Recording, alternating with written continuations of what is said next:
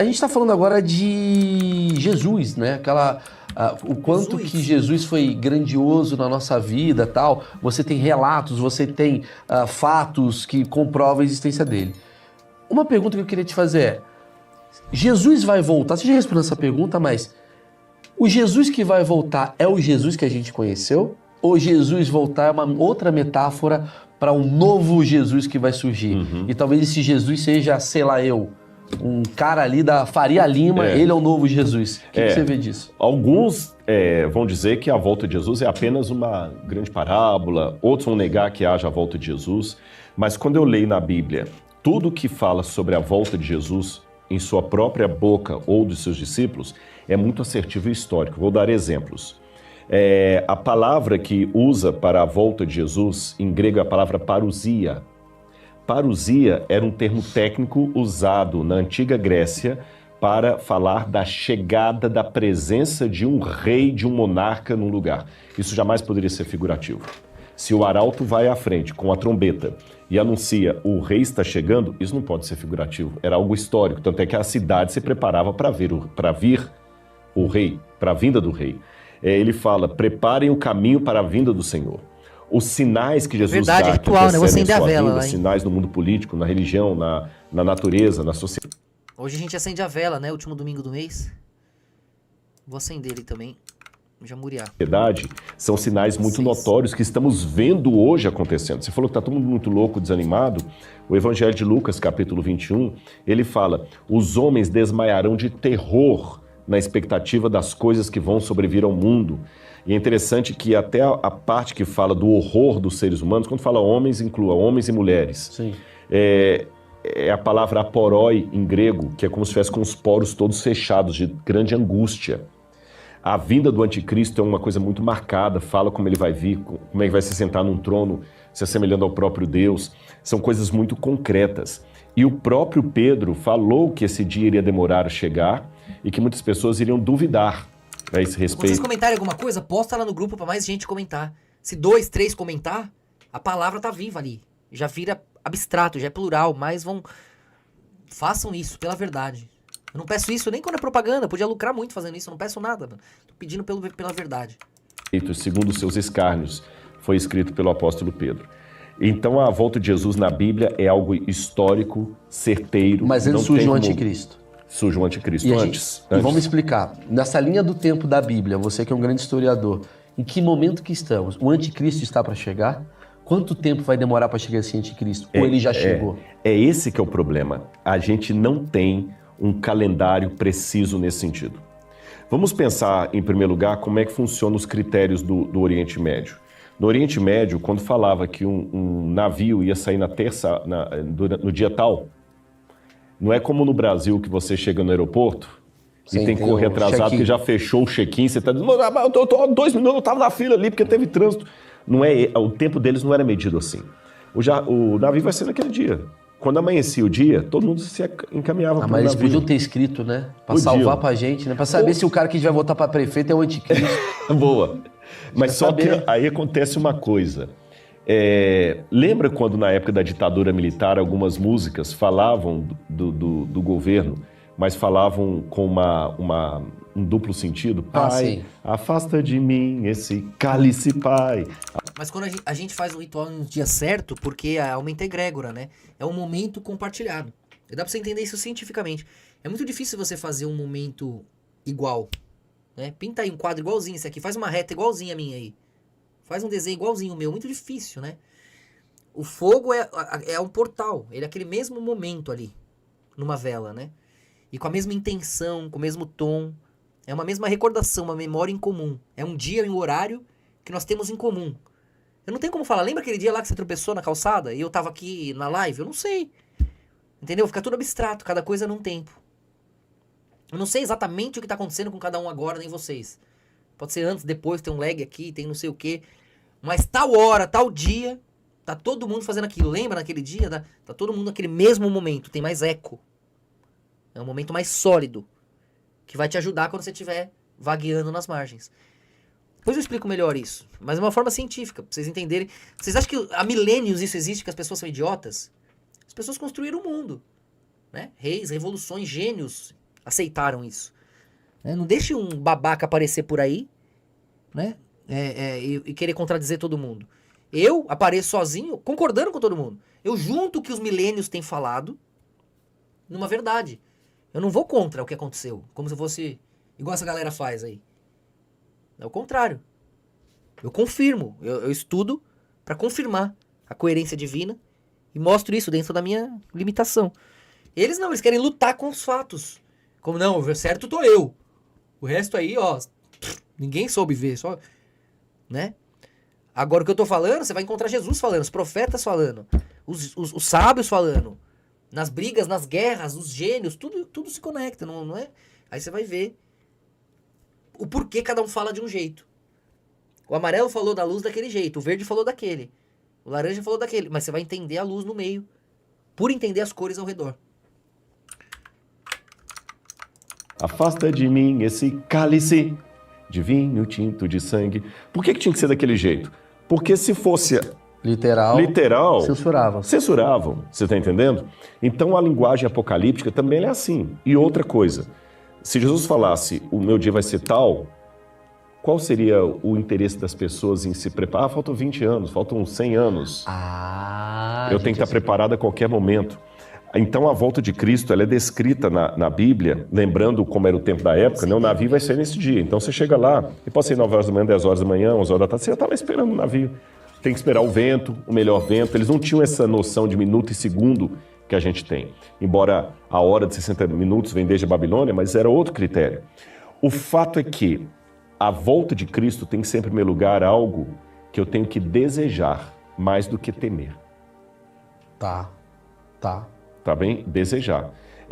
E existe uma diferença, se você me permite, entre temer e ter medo. Temer, embora em português é sinônimo perfeito, mas eu vou dividir, porque na Bíblia é essa distinção.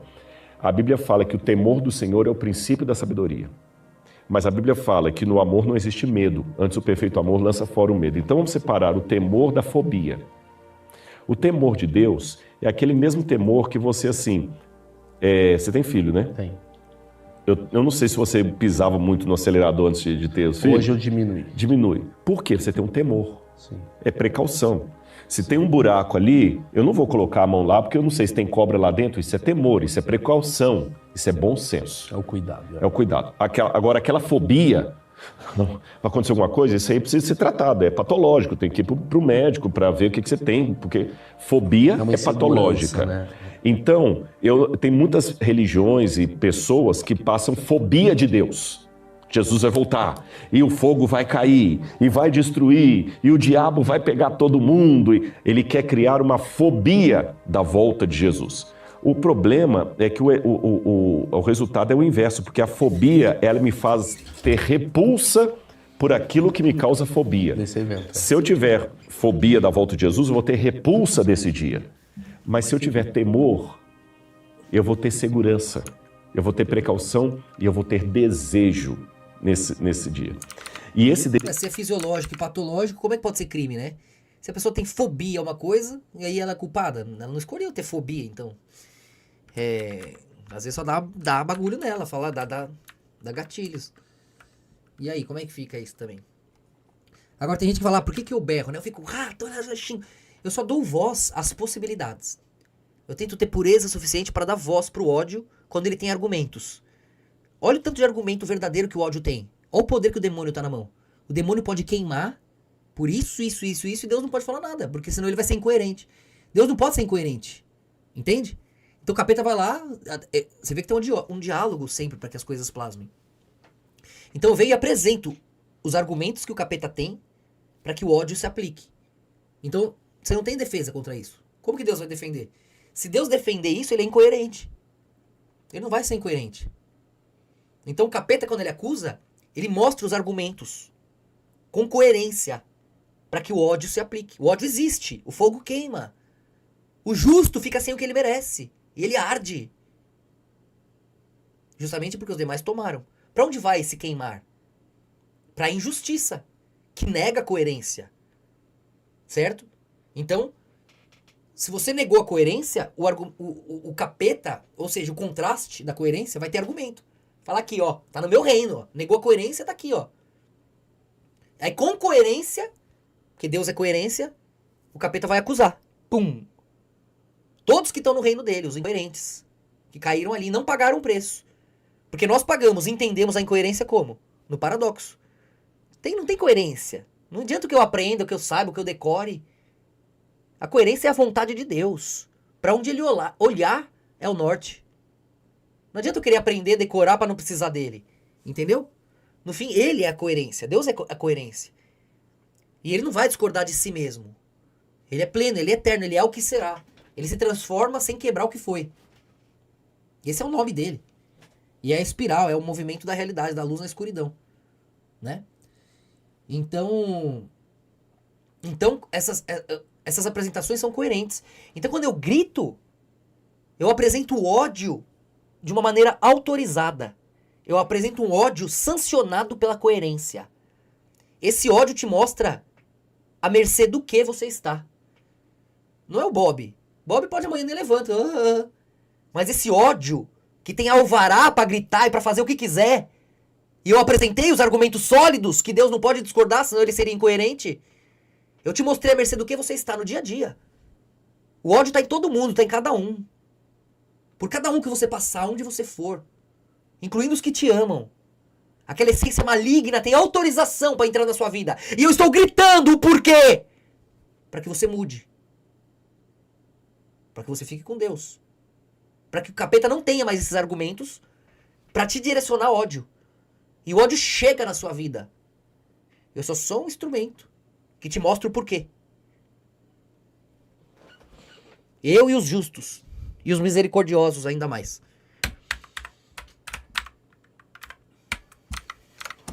Desejo tem que estar assim. Eu não sei se esse aqui é o meu último podcast. Eu quero viver muito. Não, eu quero viver muito. Pronto, ela já morreu. E vou até ser sincero, embora eu sei. Tomara que esse errôneo, esse errado aí, se ele morrer, você vai ficar muito triste se morrer o corpo. Eu quero que ele se arrependa, quero que esse errado morra. E ele renasça. Eu quero ele enxergando a verdade e defendendo Jesus Cristo. Quero ele acusando a falsa Israel. Quero ele acusando esses rabinos, fariseus, talmudistas que humilham Cristo. Em vez de fazer amiguinho de quem chama Maria de puta, em vez de fazer de amiguinho de quem humilha o seu Salvador que morreu por você denunciar eles, custe o que custar, como os profetas fizeram, como o Messias fez. Você ter coragem de perder dinheiro, recursos, até paz, pela verdade, pelo amor a Deus, como nós fazemos. Essa é a família de Deus, é isso que eu quero pra você. O resto é poeira. Às vezes a gente atrai coisas, mas assim, talvez eu vá viver muito tempo, mas a gente nunca sabe. E aí? E se eu tô, não, já faltam uns 50 anos pra voltar aí e tal, tá tranquilo? Não. E se eu morrer agora? Então, Rodrigo, eu até tenho que preciso estar falar preparado. disso. Eu trouxe aqui um cara... Ih, lá vem. Polêmica, né? Fala. Porque o pessoal já pegou a frase dele. Já trouxe. Já trouxe. Ah, é? Eu trouxe aqui um cara que... Pegou a frase do cara, né? Não, Não, você vai- A minha frase, tá. Você não sabe o dia de Eu amanhã. sou honesto sobre a maldição, sobre a vibe. Vocês podem ver gente que eu queria e fala, pô, não consigo nem amaldiçoar esse filho da puta. É o ódio que tem que ter argumento coerente pra falar. Eu só tenho uma prática de demonstrar isso. De uma maneira que seja artística, que seja espiritual. Cada um vai chamar de um jeito. Mas a coerência é nítida e ninguém nega. A vibração também, que alcança sua alma, seu coração. A pureza todo mundo vê. Então, eu só tô explicando o porquê. Nada é pessoal. A não ser o amor e esse empréstimo que eu faço do meu corpo e da minha paz pela salvação do próximo. Porque foi isso que eu aprendi com aqueles que eu admiro. É isso que somos. Amanhã, você vai estar vivo. Eu trouxe um convidado aqui que era o Daniel Mastral. Você já ouviu falar desse cara? Sim, faleceu, inclusive. Isso. Eu nunca o encontrei pessoalmente. Mas o Vilela falava muito dele. E falava bem. Um cara gente boa. Ele era um ex-satanista. Isso. Eu trouxe ele. Inclusive, Faleceu. até preciso falar, a primeira vez que eu tô falando sobre esse assunto. Eu Você não trouxe meme, ele. faleceu. Ele falava muito sobre essa coisa do fora daqui. Uhum. Né? Inclusive tá tendo muita conspiração, que a morte dele É, foi foi assassinado, assassinado, não não sei foi, o quê. isso eu ouvi falar. E aí é uma questão que eu não tenho nada a ver Aham. comigo e tal.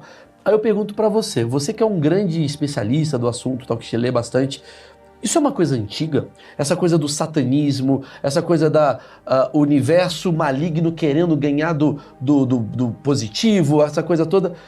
E da onde que vem isso? A gente é muito menor e tem uma guerra cultural lá fora e a gente uma representação. Não, malignas são as escolhas de vocês, mano. A verdade é muito nítida. Se é um anjo ou um demônio falando, vocês enxergam a coerência, a verdade. Vocês têm medo de vocês, o que vocês querem, aquilo que vocês não querem abrir mão, aquilo que vocês já fizeram. Vocês fogem da coerência. Ela pode estar vestida de anjo ou de demônio. Deus pode vir como um rei ou como um mendigo. A coerência é o que assusta vocês. Porque vocês estão contra ela por prazeres próprios faz tempo. Usurpando aquilo que é de quem merece. De quem abriu mão pelo certo. Roubando os prazeres daqueles que os guardaram, os protegeram, os criaram, plantaram e regaram.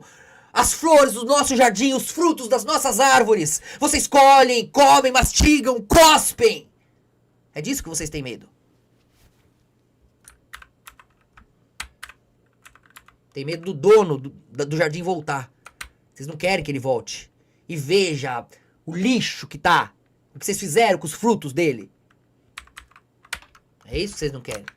Representação. O que são essas guerras? O que é essa guerra que a gente não consegue ver, que não faz o menor sentido pra gente, porque a gente vê a guerra... Não faz porque vocês são os hipócritas, vocês conseguem ver muito bem. Vocês conseguem ver um monte de gente se dizendo judeu e não sendo... Donas de banco, mídia, em tudo que é país aqui no Ocidente, fazendo uma putaria, dizendo que é em nome de Deus, explodindo quem reza o dia inteiro pra tocar o puteiro lá. Vocês estão vendo a direita defender uma Israel aborteira, enquanto a esquerda tá perdida num golpe deles, tendo que defender o contraste. Vocês estão vendo tudo muito bem. Vocês são hipócritas, vocês querem continuar na putaria. Eu também queria fingir que não tô vendo nada. Pra abrir meu Instagram lá e escolher a próxima vagininha. Também. Nós justos também queríamos estar lá, ó, focando só na gracinha, no prazer. Nós dignos também queríamos. Tá sugando o que é gostosinho que vocês estão aproveitando aí, né? Não pense que fica por isso mesmo, porque Deus é justo. A gente escolheu abrir mão do que é gostoso e qualquer verme sabe. Qualquer parasita sabe o que é bom. Qualquer animal escolhe o alívio. Alguns de nós abrem mão disso pelo certo. E no final somos nós que ficamos. Porque o resto passa como qualquer verme passa. E sem nós nem vermes seriam. Sem nós que ficamos de fora pelo certo. Nós, a honra, que mantemos o amor vivo. No fim somos os dois. Por que ficamos? Pelo amor. Então no fim o amor nos fez. Assim como a honra fez o amor. Ao se olhar de fora. Ao abrir mão daquela sensação pelo certo. A sensação que todos querem. Qualquer ser vivo, qualquer coisa na existência quer. Mas se abre mão pelo certo. Isso é pra poucos. Nenhum verme consegue isso. Nenhum animal consegue isso. Nenhuma bactéria consegue isso. Onde o alívio chamar, eles vão. Você abre mão pelo certo. Só você é capaz disso. Alguns de vocês. Mas o resto também são as escolhas paralelas. Aqueles que vocês seriam se não fossem quem são. Os exemplos do quão bom foi escolher o que você escolheu. O contraste que te define. Eles também são você. Dos Estados Unidos com o Iraque. A gente vê. O que é essa guerra espiritual que tanto o Mastral falava e você está falando?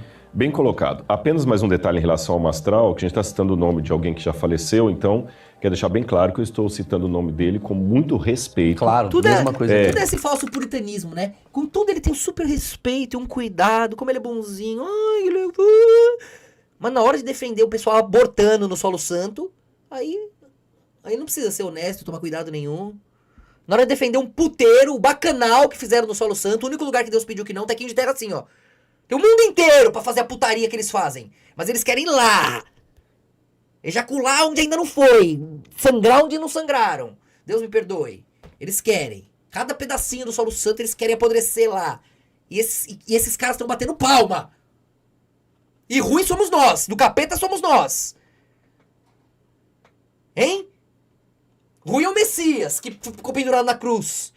Ué, você não era o Messias? Por que você tá indo no inferno? Você foi rejeitado, é odiado. Você não era o Messias? Você não era o anjo? Você tá aí fudido na derrota. Hã? Você queria que Deus deixasse a liberdade com o seu erro vencer? Ou ficasse ele como errado? A liberdade permitiu que Israel lutasse com ele e fizesse o que bem quis. Ia ter um custo, um preço que eles não tinham como ver. Deus via. Deus se sentiu culpado, Deus resolveu. E a gente vai fingir que não viu nada, que não sabe de nada. Porque senão eu vou perder isso, eu vou perder aquilo. A história de Deus, todo esse tempo, tudo isso, quantas vidas, velho, tudo se resume a isso. Você tá preocupado com o seu lucro. Você tá preocupado com o seu canal, com os seus seguidores. Você é uma pecinha nesse quebra-cabeça. Essa história é milenar. Tudo é sobre isso. Você vai arriscar o sagrado por causa do seu lucro. Amanhã pode dar uma quebra na bolsa, você não tem nada. Amanhã. Amanhã suas empresas viram dívida, seus funcionários te processam. Amanhã você vai de milionário para devedor. Você não sabe. Você vai arriscar o sagrado, o santo, o eterno para defender esse Israel por lucro. E eu que grito sou ruim? Satanás que acusa só o que é sólido e coerente.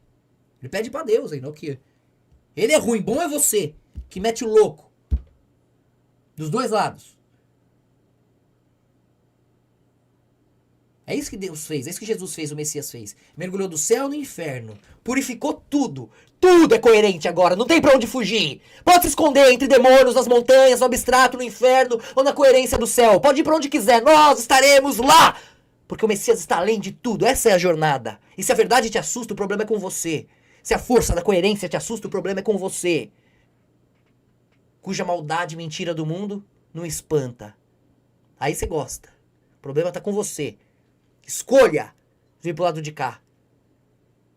Tudo é sintonia. Escolha a sintonia da verdade. E esse é você, o resto é seu ontem, é carcaça. Vai cair em alguém. E sem nenhum juízo de valores sobre o que ele disse ou deixou Exatamente. de falar. Quero deixar isso bem claro. Eu estou dizendo isso por quê? Porque quando o Mastral faleceu, a enxurrada de mensagem que eu recebi no... você recebeu? Recebi, mas de que maneira? Você não vai falar nada? O Mastral morreu, você vai falar... Gente, assim, a gente que é figura pública, o complicado é que o pessoal quer que você dê palpite sobre tudo. Acho que é o Felipe Neto. A gente que é figura pública, nós que somos rockstar, nós que somos celebridades, as pessoas exigem muito de nós. Mano, esse eu, ego, esse menininho dele vivendo o sonho ainda, que o Caio Fábio falou, atrapalha um pouco. Ele não quer perder isso ainda, né? Você entendeu? Jesus era o caminho, a verdade e a vida, e nem por isso ele dá palpite em tudo. Então tem coisa, eu vou falar, como o Mastral, eu não cheguei a conhecê-lo pessoalmente, não tivemos nenhuma relação. O Vilela tinha vontade de um dia que eu pudesse juntar ir vocês junto com dois, ele lá e exatamente, tal, e que nunca era- deu certo por agenda e tal. Então, eu não tinha o que falar. Eu lamentei pelo falecimento dele e tal, mas não era alguém do meu convívio para eu colocar um Você post. lamentou como uma pessoa. você não quer Então não fiz nenhum post, não foi nenhum descaso Não, também. entendo. Bom, isto colocado, o que acontece?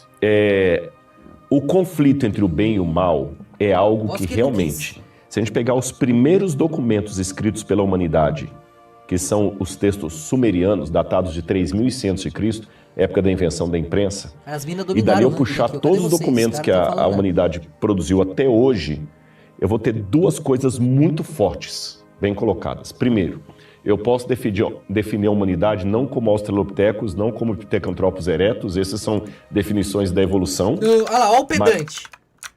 Quando ele entra em critérios aprofundados, diante de um tema que não tem nada a ver com o caso, é pedância. Eu me sinto pedante até falando pedância. É que não tem outra palavra pra falar, né?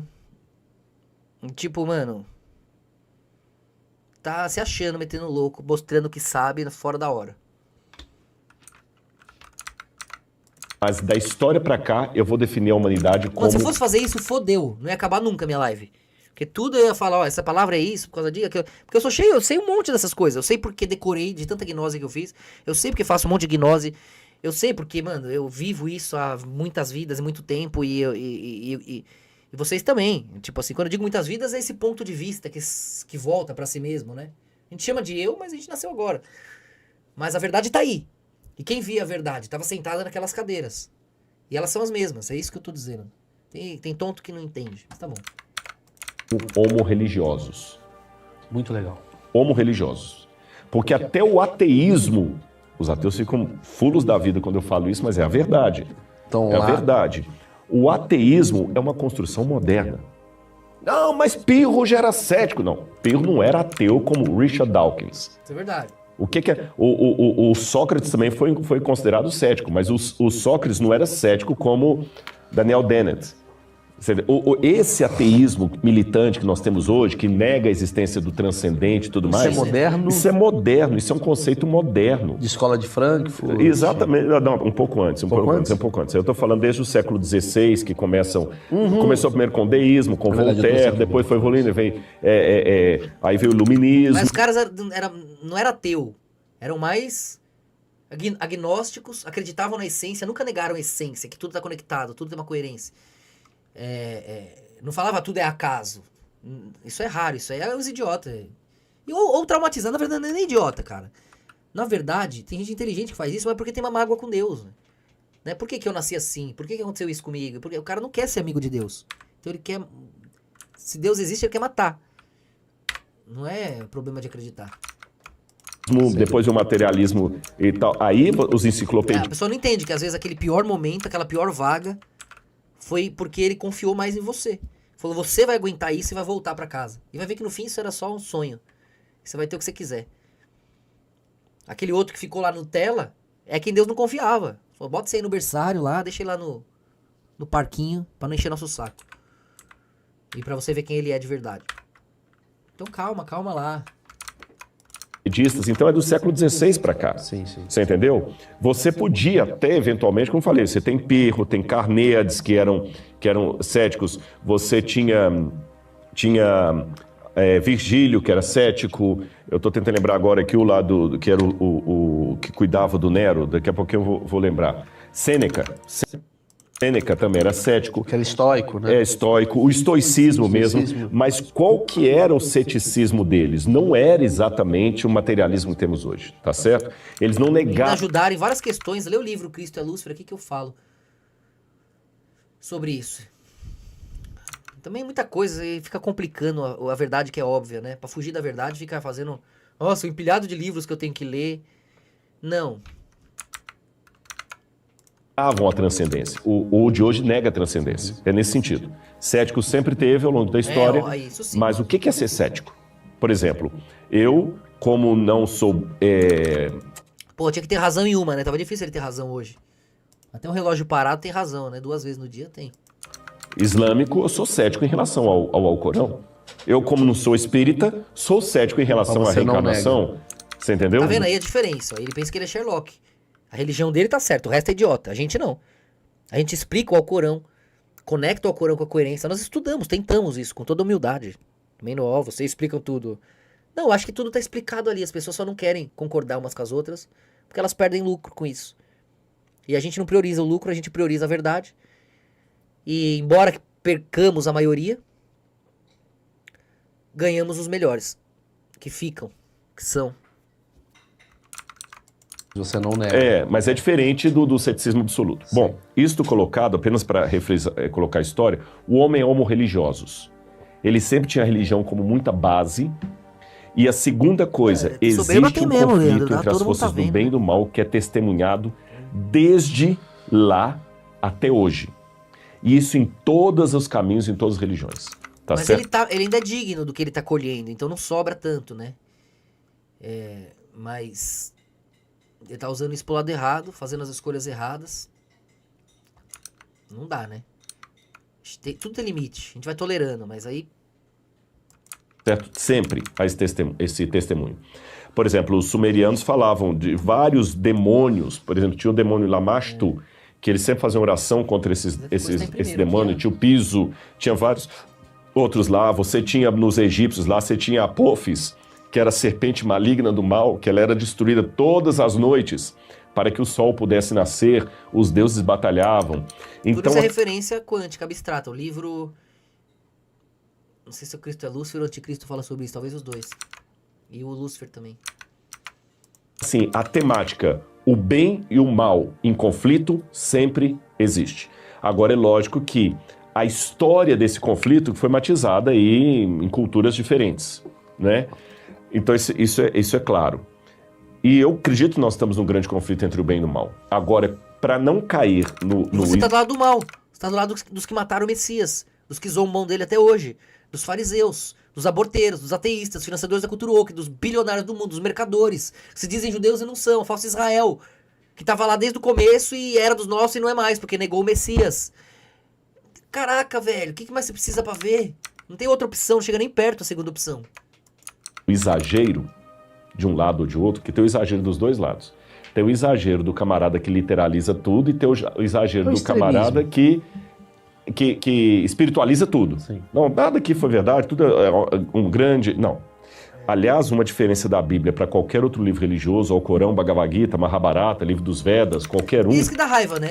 Tudo bem, esse timbre de voz e polidez na dialética que ele tem, dá pra estudar e todo mundo consegue.